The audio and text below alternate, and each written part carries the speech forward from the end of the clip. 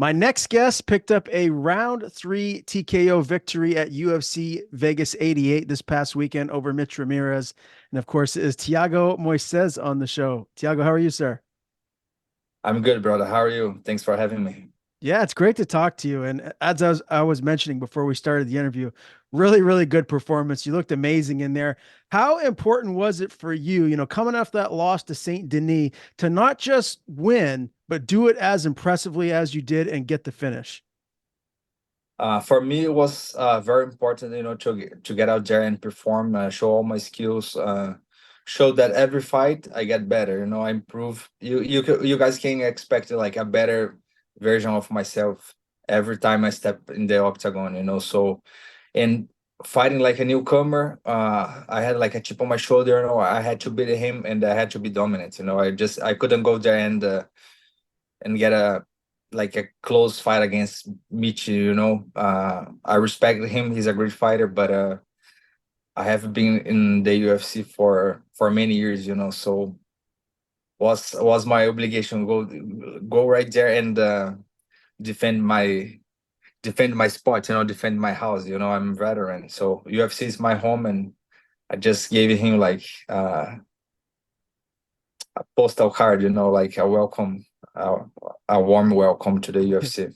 Yeah, there's no doubt about that. Now, you were originally supposed to fight Brad Riddell. When did he fall out? And you had this new matchup. Was it really close Right. to the fight?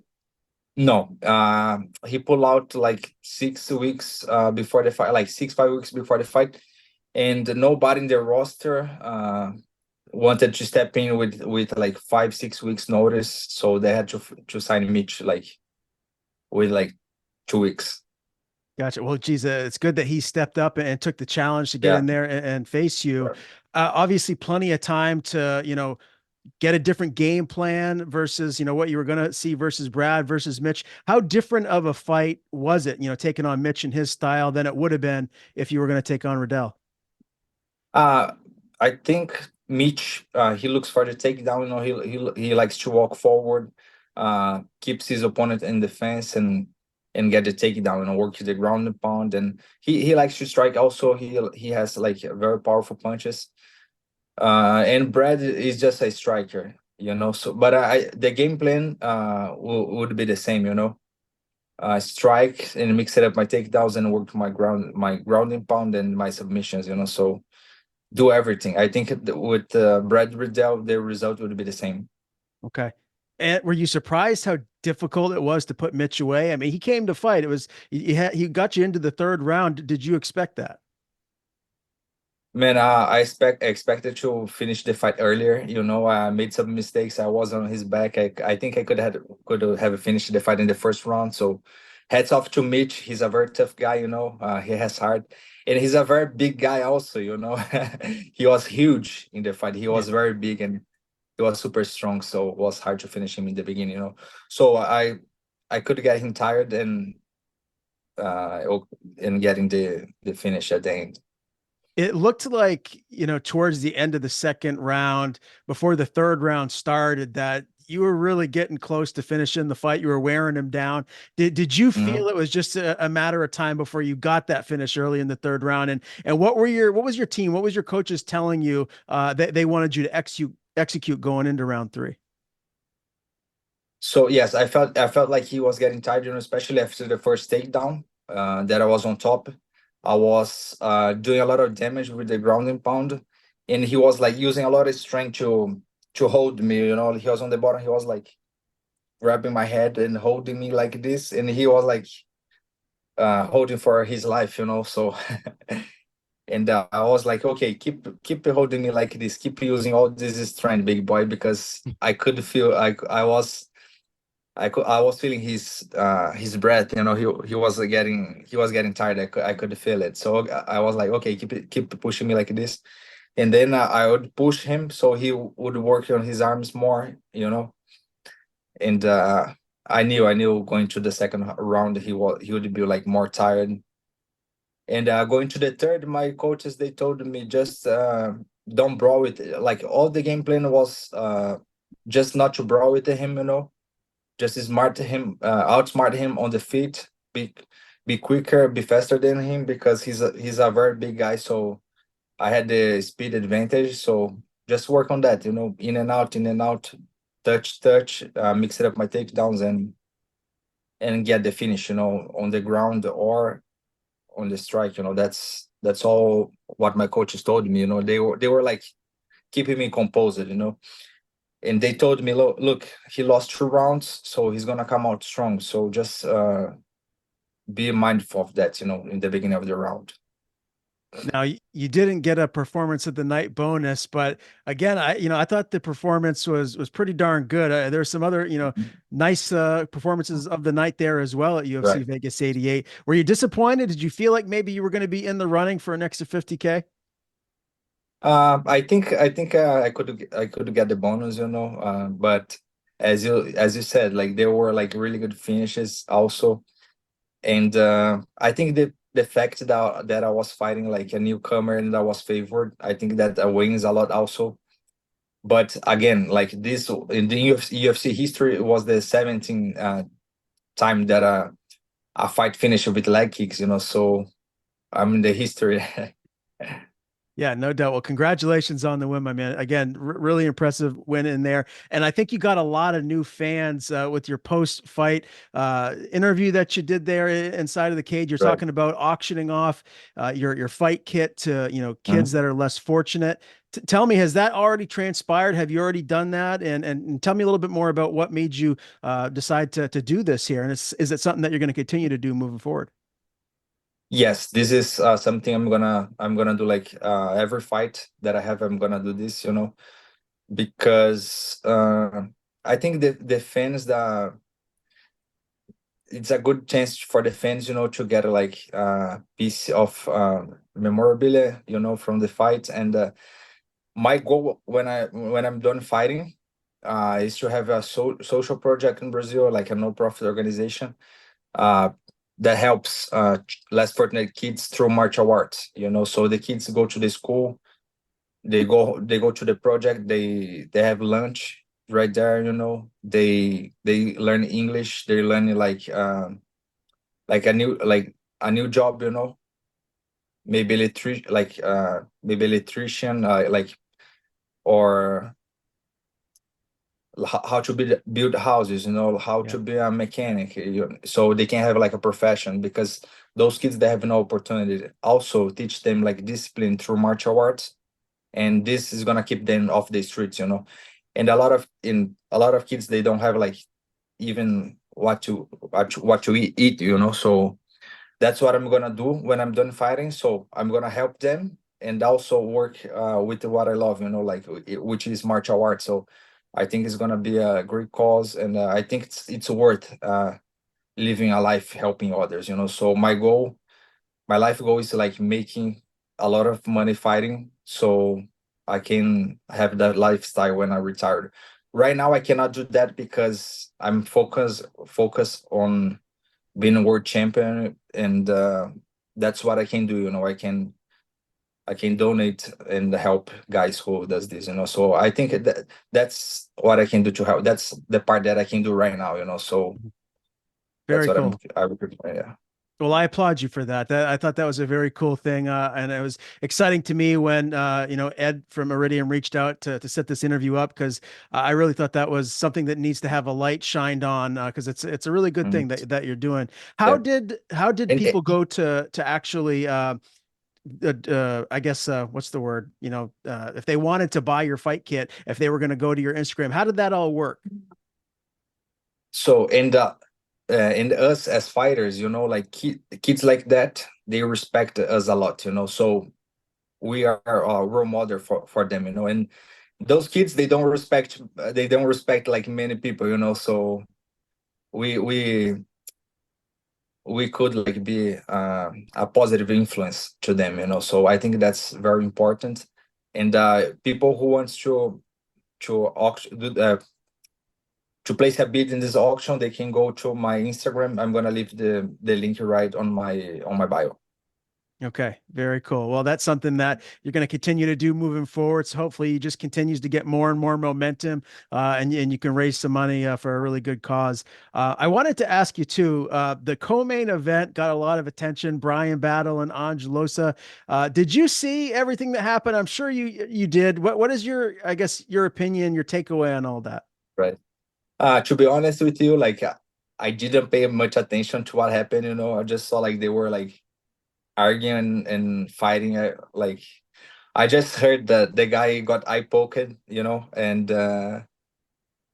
when the fight was over, he wanted to fight the other guy, and I think this is a little bit weird. Like I'm again, it wasn't my eye. I don't want to judge, but looks weird.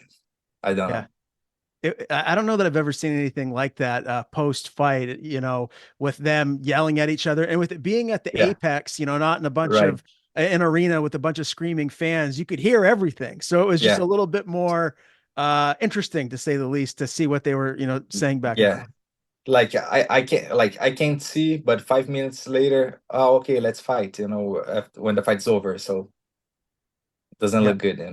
for sure. How did you celebrate? Did you go out and eat any good food or maybe have an adult beverage? What was the post fight win celebratory night like?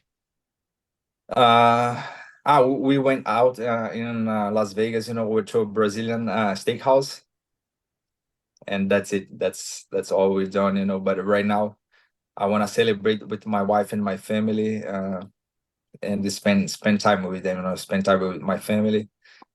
That's how I'm gonna celebrate. Good for you. Tell me, what did you learn from the loss to Saint Denis? Obviously, Thiago, you've been in there with the best of the best. You fought Islam in the past. You've got some signature wins. You've been in the UFC for a really long time. What was the big, I guess, learning lesson from the most recent fight with Saint Denis? I think following the game plan. It's a big thing in this sport. I think this was my most valuable lesson. You know, in that fight. Is that a fight that, I mean, obviously you talk about wanting to be the champion. Obviously, is that fight with Saint Denis someone that you have highlighted where you want to get that rematch at some point down the line? You know, it's not personal. So for me, it doesn't matter if. So it's not like, oh, I want to get that back. So if our ways meet again, I would be happy to fight him. I think it would be like fight of the night again. Uh, yeah, it was great to share the cage with him, but it's nothing like that. Oh, okay, I wanna rematch with this guy. I just wanna move forward and keep climbing the rankings. That's all that I want. Okay. I see you got the American Top Team shirt on. Let me Yeah, ask you, I mean, Dustin Poirier, his performance beating Saint Denis and the way that he did it, I feel like he's quickly becoming like your favorite fighter's favorite fighter, right? Like just yeah. his style and the way he competes. What was your takeaway from that performance? It was amazing. Oh man, the fight was great, and Dustin, he's a beast. Like he's been in this game for so long. And at the top, so I respect him a lot, and it was amazing to see him.